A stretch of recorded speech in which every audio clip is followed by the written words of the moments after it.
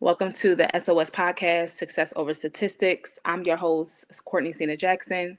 And this podcast is all about redefining leadership for those who refuse to be defined by their circumstances. I want you to remember that society may count you out, but your story isn't over yet. And this episode is going to talk directly to you if you are a teen mom, if you're a young parent, if you are what would be considered an at risk youth, or if you're basically under the legal age to under the age of 18 and you are about to be a parent. This is for you. Today's episode is all about escaping toxic love. This is the conversation that I believe would have saved me from making decisions and choices that I made as a young girl. And I'm just going to say some things to you that I've learned at this big age of 33, and hopefully this can serve as like a big sister moment for you to help you rethink, you know, where you go from here and who you decide to let love you. Okay. All right. So first things first, I know you're sitting here and you don't know what to do. You're searching for support, you're searching for answers. At this point, just having anyone come into your life to give you a little guidance, even the smallest amounts of it, will be critical for you. And I know that there are so many different people in your ear with their version of what you should do. A lot of the advice is not helpful, even though the person giving it to you may think that it's helpful. A lot of it is making you doubt yourself, question yourself. You know where you are, and I understand where you are because I remember having those thoughts and those feelings and just that dark cloud around me where I felt so isolated. So I just want to say this to you.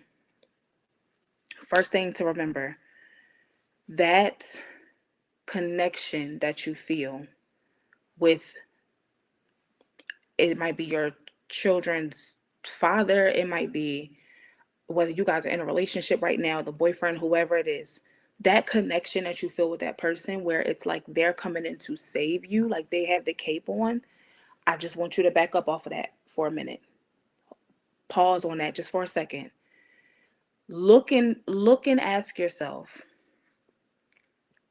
look at the situation, look at the relationship, and ask yourself, have you noticed instances where things have happened that weren't healthy? Have you noticed instances where words were said to you that were extremely painful? Did did physical harm come to you from this person?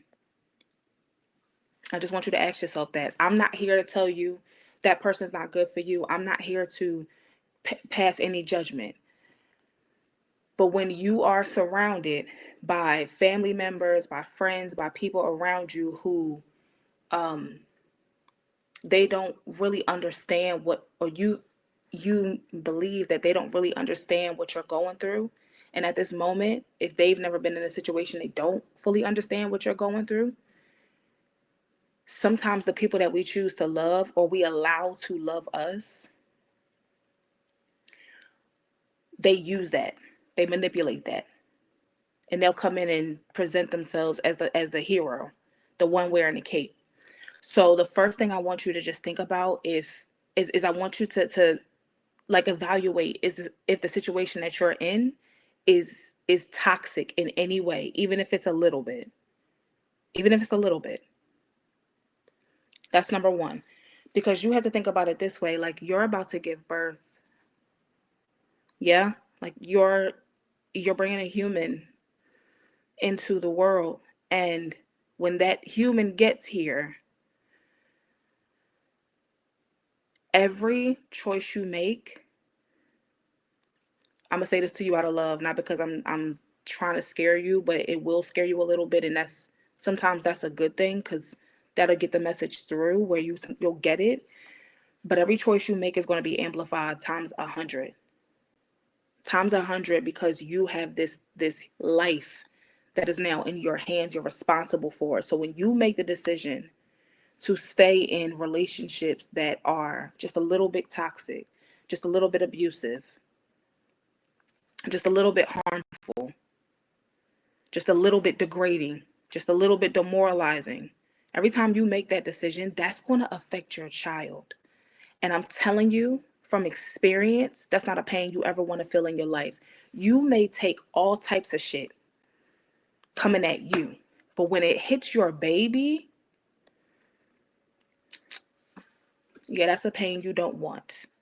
Take it from me, because I've been there and I've lived it.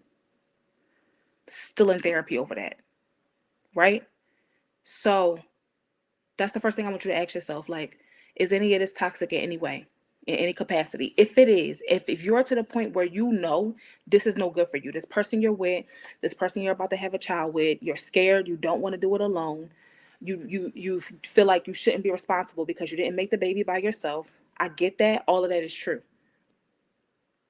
There's things you could do, and I'll talk about that like in another episode. There's things you could do to try to keep that other person accountable as far as when it comes to raising a child. But you have a choice. That's the next thing I want you to know. You have, second point, you have a choice as to who is in a relationship with you, who gets access to you. I know that, let me say this. If you've come from um a family, or you have like uh your mom or your grandmom, or maybe some the women who are supposed to be responsible for you as a kid in your family, if they don't have healthy relationships with themselves, if they aren't healed, if they don't know what self-love is, if they feel like love is supposed to hurt, you don't have much of a like a you don't have much of a gauge. You don't have much of a view or a vision of your value, like as a woman, as a person. So you may have up to this point allowed so many horrific things to happen to you. You've allowed people to speak to you any kind of way. You may have allowed people to jump all over and walk all over your boundaries and tell you what you should be doing for them and make you feel as if though you have to perform to gain their attention or to gain their love. All that. I'm going to help you get through all of that to the best of my ability. I'm going to just share with you what worked for me. And if you have any questions, send me a message on social media. You could DM me. Um, you could reach out to me. Here through social media. You can leave a comment underneath the podcast, and I will be more than happy to like answer questions or help in any way that I can and just be a resource for you. This is really at this point for me to be a resource for you. But the point I'm making is because you may have allowed people to treat you like that because you never were taught how to set boundaries or how to love yourself or how to value who you see when you get up in the morning and look in the mirror. You may have never learned that. But at this point now it's time for you to understand and get that your world, like your orbit, your what the kids be saying, aura, like your aura, your orbit, your all of that, you have the power and you have the right to decide who's going to be a part of that and who's not. You have the right to decide who can be your friend, who can be your lover, who can be in your world. You have the right to do that. And not everybody deserves that access to you, period. They don't. So if you've gotten to the point where you determine that the relationship or the situationship that you are in has now produced a baby that's coming into the world and it's a toxic situation, now I want to talk about escaping it. Okay? I just needed to get you there first mentally so you can see that this is something that A is not good for you, or or B, you now have the permission to get out of it, to leave it. This is difficult if you live with the abuser. This is a hard thing to do if you're in a situation where the abuser is like in your, like I said, you live with them, or you are dependent on them some kind of way, or if they are funding your lifestyle, then that's like a deeper conversation, and there's more that needs to be done with that. But I do want to say this: regardless of what the situation is, regardless of what your particular situation is, um, there's a there's a way out. It's not over for you. This is not the end all be all. This is not the end of the road. There is a way out. It's just about how you go about it and what you do. First thing is first.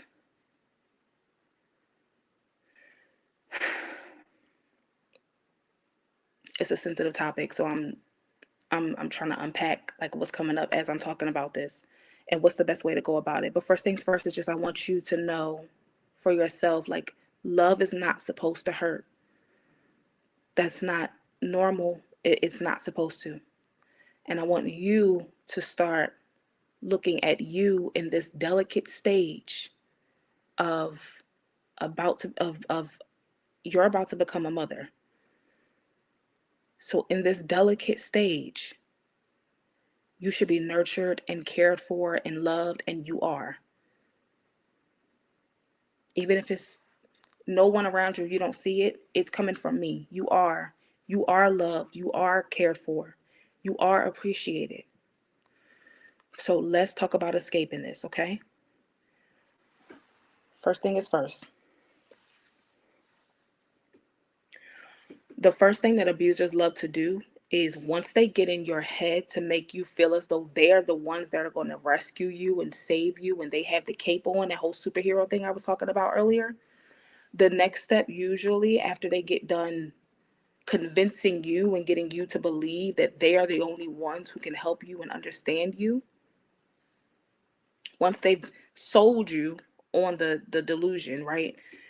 Then typically they go right into the manipulation and the isolation. And I'll get more specific, and like I'll break this down further as I do more episodes, but I'm trying to give you like a overall picture, and just a few things, even if it's one or two steps that you could do just starting right here.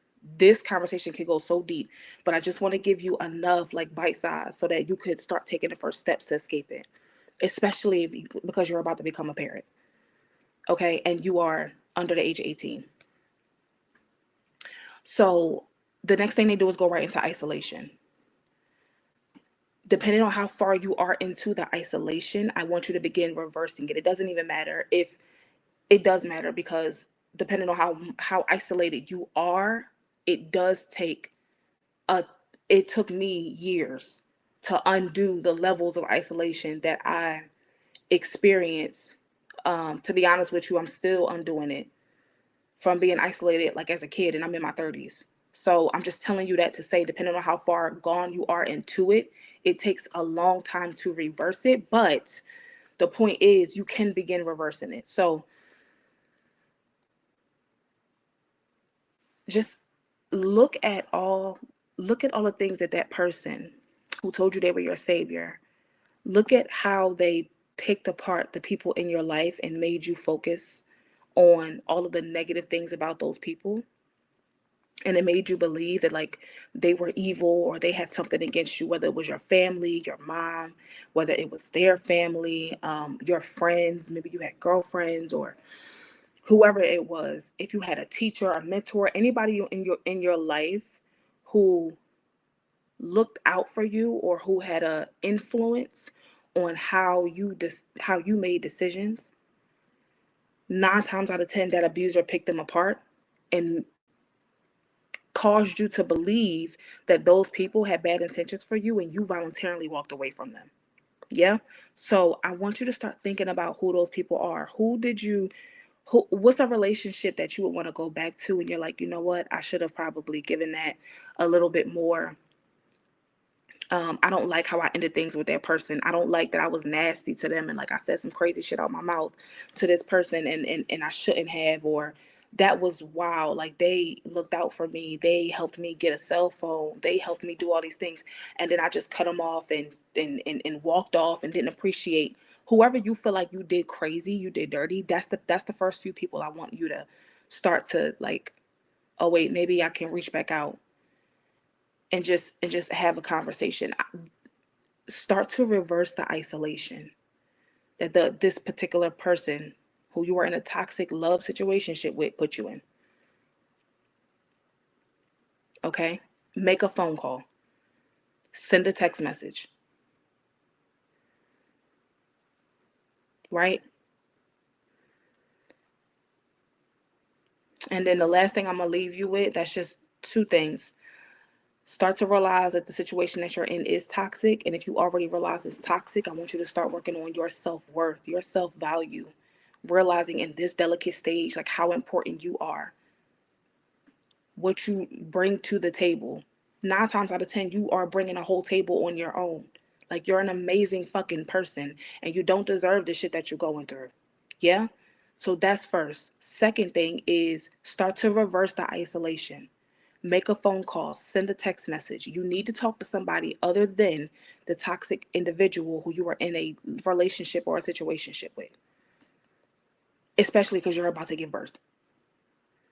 Okay? It's two. The last thing I'm going to leave you with is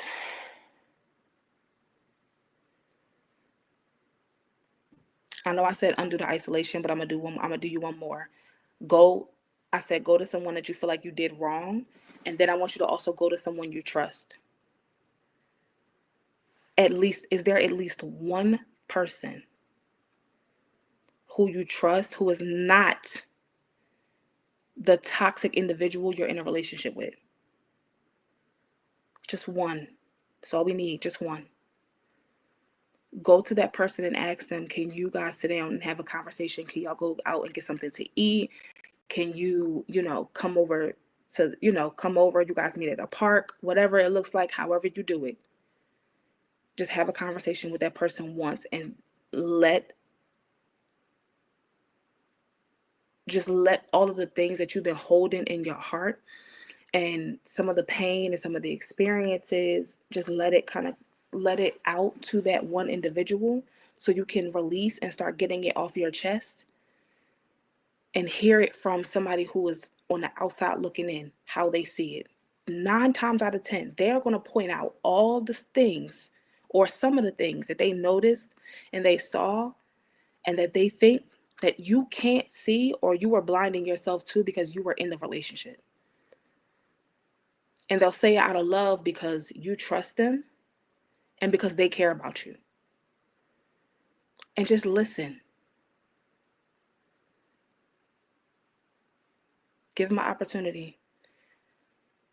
That will start to help you formulate a plan to escape toxic love. I could do a whole series on this. I think I will because like I said, this is Teen Violence Awareness Month. And so this will just be like part one of this series, but I do want to hear your feedback after listening to this episode. What questions do you have about this topic? Are you in a toxic relationship right now as a young parent, as a young mom, as a teen mom? And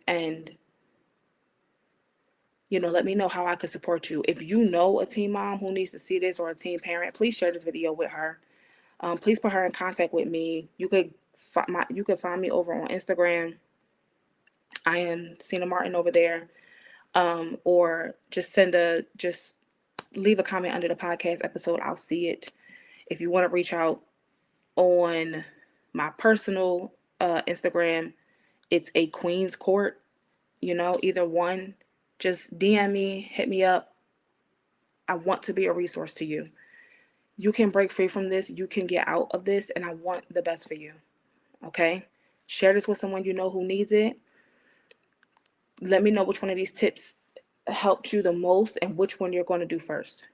Because by the end of this month, I want to hear and I want to know that you got out of that relationship because you're preparing to be a parent. Okay?